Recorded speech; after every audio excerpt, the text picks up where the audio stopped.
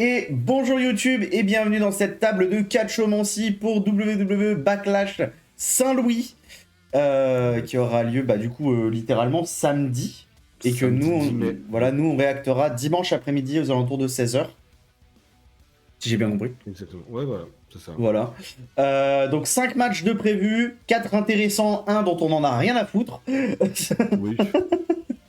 Je comprends toujours pas pourquoi ils l'ont mis là. Mais... Donc écoutez, on va pas perdre plus de temps que ça et on va partir du coup. Premier match pour le titre intercontinental entre Dominic Mysterio et Penta. Ouais.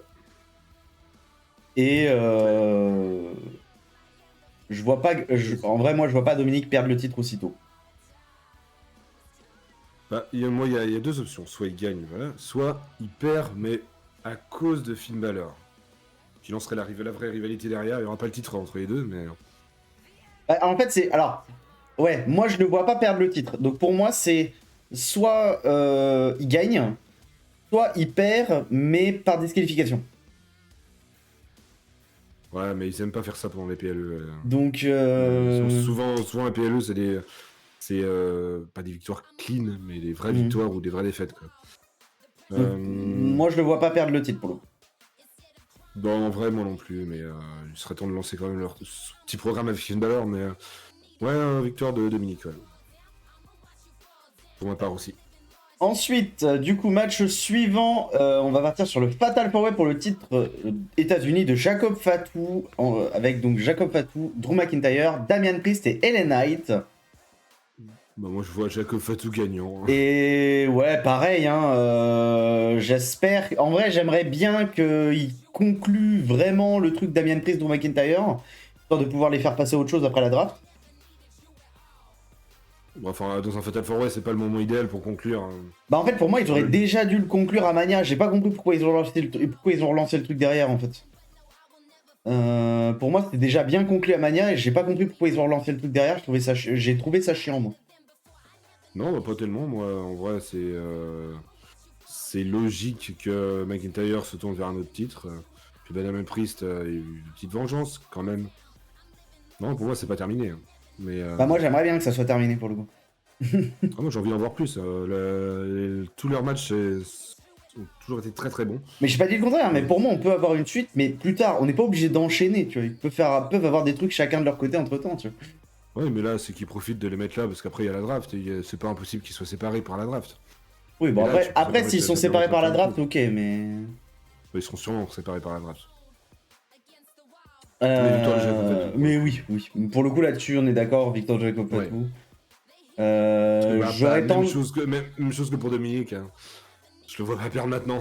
J'avoue que j'aurais tendance à penser que pour moi, le tombé va peut-être être sur Damian Priest, pour le coup. Ouais, oui. Pour moi, c'est Damian Priest ou Ellen Knight. Ça va pas être McIntyre, parce qu'il est à peine en train de se relever de sa série de défaites, en fait. Donc, mais j'aurais tendance à dire Damian Priest pour le tomber. Oui, bah, par exemple, oui, mais qu'importe, mais Jacob Fatu gagnant. Oui. Ça, c'est sûr. Ensuite, du coup, le match dont on en a rien à faire, Gunther contre Pat McAfee. Voilà, le match va durer 5 minutes. Gunther va l'exploser. Il y a quelques gars du groupe de Pat McAfee qui vont venir, qui vont se faire exploser aussi. Et on sera bon. Allez, au suivant. Match suivant. Match pour le titre intercontinental féminin. Lyra Valkyria contre Becky Lynch. Moi, je vois Becky Lynch gagnante. Bah, en vrai, pour le coup, Valkyria a le titre depuis un petit moment. Elle a gardé le titre à Mania. Donc oui, ça peut être... Enfin, elle a gardé le titre à Mania. Elle l'a pas défendu à Mania, mais elle a gardé le titre au Raw avant Mania, pour le coup. Parce que si je me trompe pas, elle a eu le match contre Bayley au Raw avant Mania, par contre. C'était pas avant Mania, mais... c'était... Ah si, peut-être. Si, parce qu'après il y avait le SmackDown. Oui, c'est ça. Mais ouais, victoire de Becky Lynch. Becky Lynch va encore gagner un titre et les gens vont gueuler, mais bon. Et puis de toute façon, il faut bien au moins un changement de titre dans le PLE en plus. C'est ça, parce que sinon il n'y a pas de changement de titre.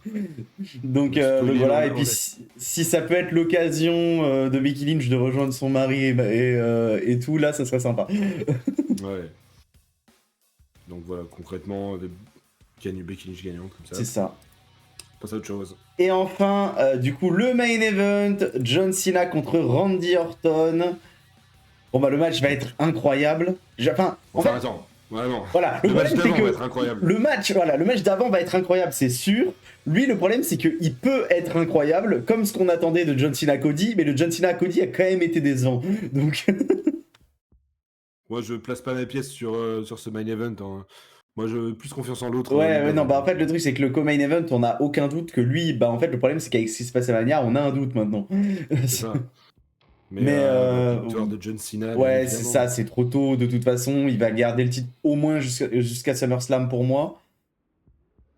Moi, ça me choquerait pas de le voir garder le titre jusqu'à Survivor Series et d'avoir le fameux, comme je disais, le Punk Cena pour l'écho à l'époque. Mais dans tous les cas.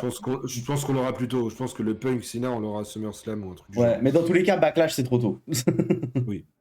Donc voilà. Surtout qu'on a eu l'affiche de Money in the Bank qui va avoir lieu à Los Angeles. Et du coup, Cody Rhodes, John Cena sont devant l'affiche. Donc bon.